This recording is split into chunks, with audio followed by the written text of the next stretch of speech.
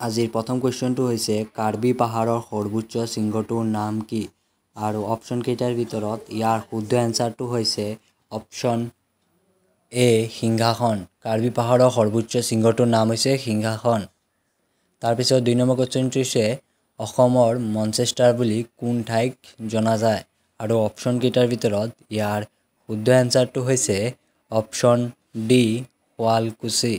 শুৱালকুছিক অসমৰ মঞ্চেষ্টাৰ বুলি জনাজাত। মনত ৰাখিব, কুৱেশ্যনটো আহিব পাৰে।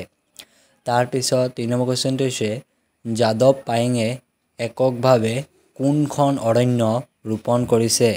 আৰু অপশ্যন কেইটাৰ ভিতৰত ইয়াৰ শুদ্ধ এনচাৰটো হৈছে অপশ্যন বি মোলাই অৰণ্য।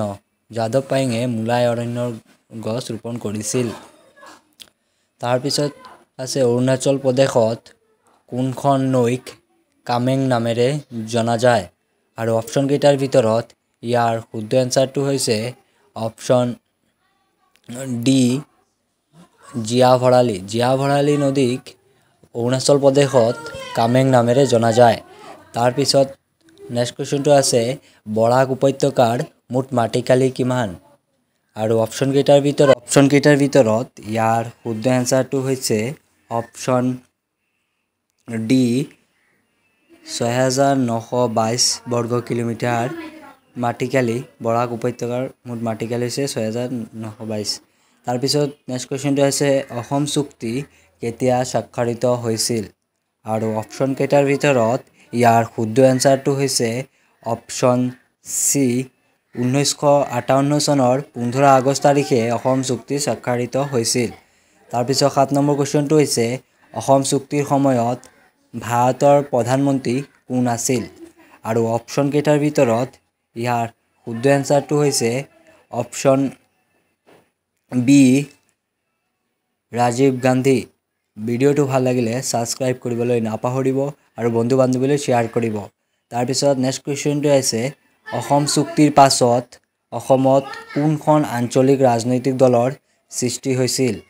আৰু অপশ্যন কেইটাৰ ভিতৰত ইয়াৰ শুদ্ধ এনচাৰটো হৈছে অপশ্যন এ অসম গণ পৰিষদ।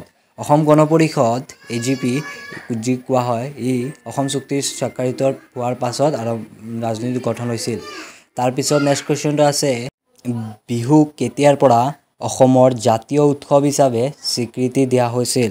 আৰু অপশ্যন কেইটাৰ ভিতৰত ইয়াৰ শুদ্ধ এনচাৰটো হৈছে অপশ্যন চি ১৯৫২ চনৰ পৰা। ১৯৫২ চনৰ পৰা বিহুক অসমৰ জাতীয় উৎসৱ হিচাপে স্বীকৃতি দিছিল।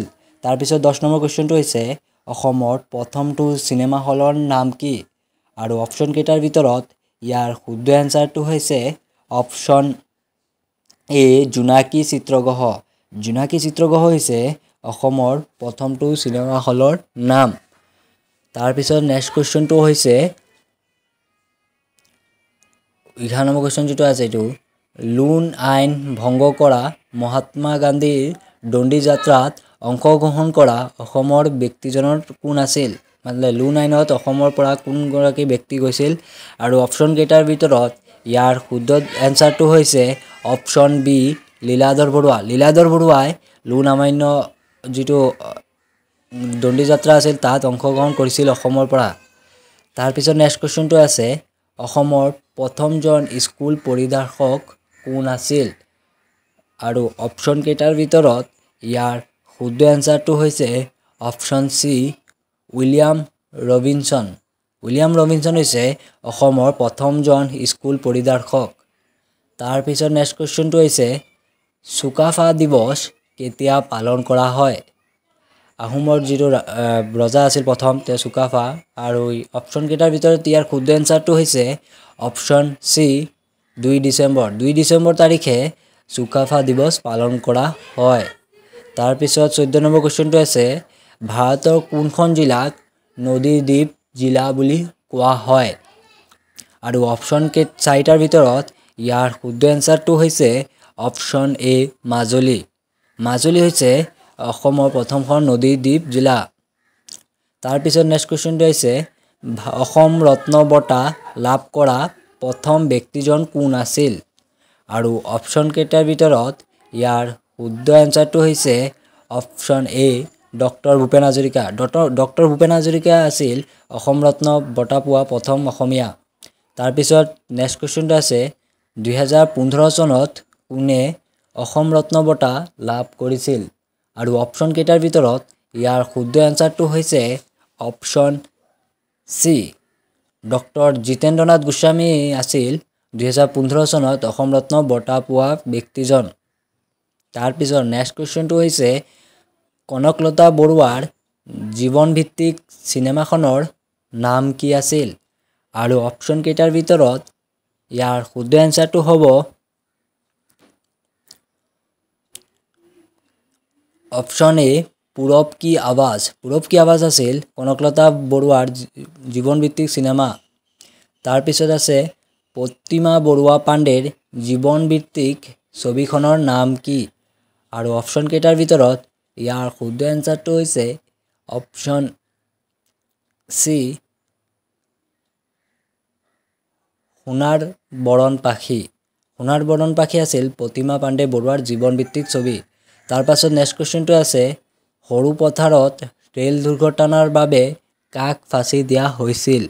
আৰু অপশ্যন কেইটাৰ ভিতৰত ইয়াৰ শুদ্ধ এনচাৰটো হৈছে অপশ্যন চি কুশল বৰুৱা। কুশল কোঁৱৰক সৰুপথাৰ ৰেল দুৰ্ঘটনাৰ বাবে ফাঁচি দিছিল। তাৰপিছত 20 নম্বৰ কুৱেশ্যনটো হৈছে ভাৰতৰ প্ৰথম সাম্যবাদী লোকসভাৰ অধ্যক্ষ কোন আছিল? আৰু অপশ্যন কেইটাৰ ভিতৰত ইয়াৰ শুদ্ধ এনচাৰটো হৈছে অপশ্যন বি সোমনাথ চেটাৰ্জী। সোমনাথ চেটাৰ্জী আছিল ভাৰতৰ প্ৰথম সাম্যবাদী লোকসভাৰ অধ্যক্ষ।